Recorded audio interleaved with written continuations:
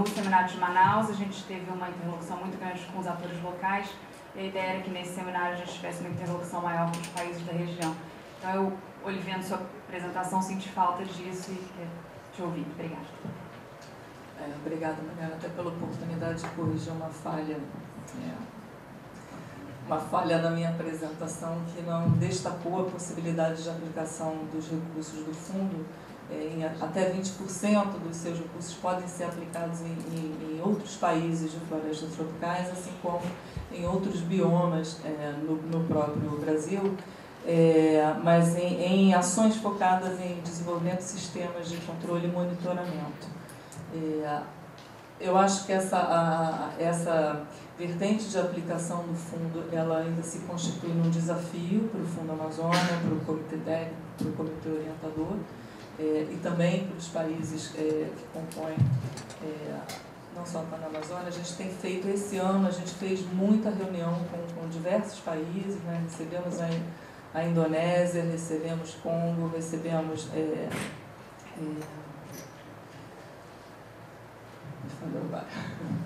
mas diversos países interessados em saber como fazer projetos ou como aplicar propostas para o Fundo Amazônico, ainda com muitas dúvidas, e internamente também há muitas dúvidas de como proceder para fazer aplicações no estrangeiro, né? Você tem todo um aparato que já existe no país, né? Mas isso envolve uma série de questões, relações diplomáticas, responsabilizações, enfim, uma série de definições que ainda merecem maior detalhamento, maior trabalho, e isso tem sido feito. A gente iniciou esse ano diante dos desafios colocados, até por alguns projetos que já constam da nossa carteira. Na verdade, tem um grande projeto, e na verdade também para o BNDES atuar dessa forma, como previsto inicialmente no decreto, que também só tem essa previsão a poder aplicar, né? Também não detalha como, etc. Então esse é um trabalho do gestor, né? Tentar encontrar o caminho, detalhar, e atualmente o caminho não existe nem no próprio BNDES. O BNDES ele financia empresas brasileiras nas suas exportações, mas ele não financia outros países. Então também há um trabalho interno de se necessário, mudar regulamentos e possibilidades de atuação do banco, mas esse não é um trabalho que possa ser feito sozinho pelo banco, tem que ser em conjunto com o trabalho com o MRE, com a MMA e diversas instituições, né? Também o que se entende efetivamente por desenvolvimento de sistema de monitoramento e controle, o que é financiável nesse sentido. Então, isso efetivamente exige um trabalho, né, de discussão e de determinação de critérios para que esse trabalho, assim como os demais desafios do Fundo Amazônia em suas várias áreas temáticas, também nem todos eles estão completamente definidos, estabelecidos, mas esse é um dos desafios para esse ano, com toda certeza, né? Obrigada.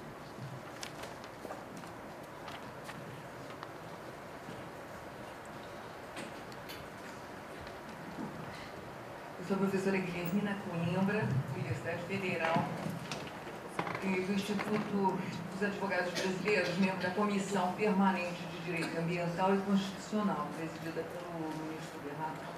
Bom, então, o que eu queria falar é o seguinte, era uma pergunta, primeiro, doutor Oro e doutor Carlos Aragão. Eu fiquei achando, assim, interessante, claro que a USP, acima de qualquer, a gente admira, respeita e tudo, mas por que não mandaram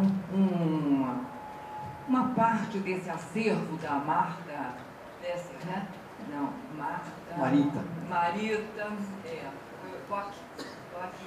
para a Universidade Federal da Amazônia, né? Lá tem grandes estudiosos, eu estou sempre em contato com eles, e eu sei, então eu penso que foi um esquecimento, assim, meio que imperdoável, ou não. É uma pergunta. Agora, o outro é o seguinte, para o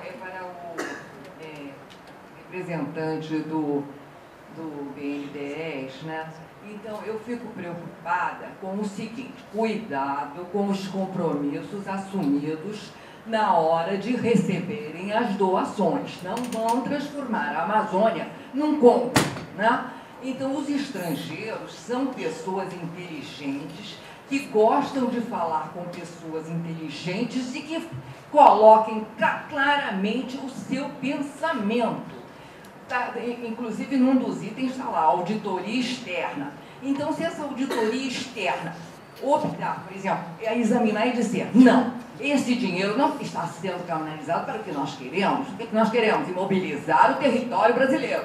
Bom, então isso não é possível.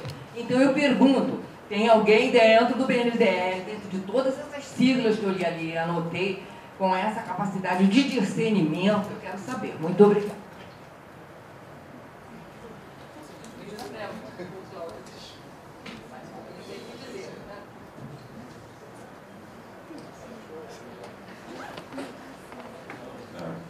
José Alves, consultor.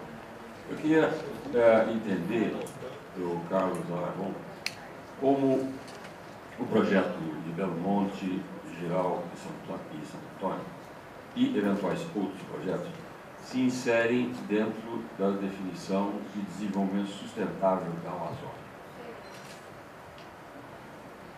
Os estados que são os maiores interessados, que é a Venezuela, os estados amazônicos não estão dentro dessa prioridade. Vamos para Cancún, está ótimo, os investidores estão lá, mas eles tinham que participar obrigatoriamente, com fundos, inclusive, para preservar o que é nosso, a nossa Amazônia, sul-americana. Ok. Beto Veríssimo, do Amazon, também do Comitê Técnico. É bom porque tem 3 aqui do Comitê Técnico. Cláudia, uma pergunta, você falou sobre, além do Fundo Amazônia, o BNDES está aportando, tem outros fundos. Se você pudesse dar uma ordem de grandeza, o que o BNDES, no último ano, está previsto de investimentos na Amazônia? Eu conheço várias coisas que estão acontecendo, e para mim é uma novidade positiva. Então, que você pudesse dar uma ordem de grandeza, tá?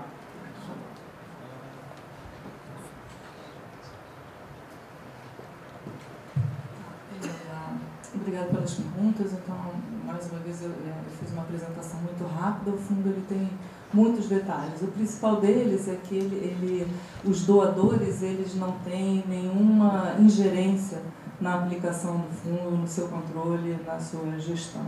São doações voluntárias e quem doa, e não são só países, são outros países que podem doar, pessoas físicas podem doar, no âmbito nacional, empresas, etc.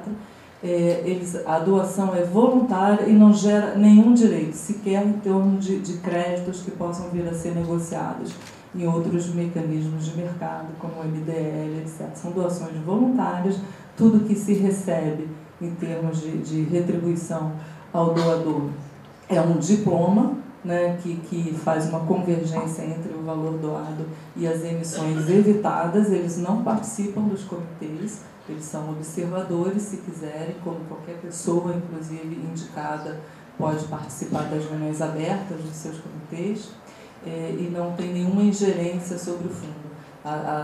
Toda a sua área temática e possibilidade de aplicação de recursos está definido por decreto, definido pelos comitês que compõem a sua governança e estabelecido e aplicados dentro de uma lógica de estabelecimento de contratos, ou seja, de obrigações entre as partes. Como eu disse, não é uma doação a fundo perdido.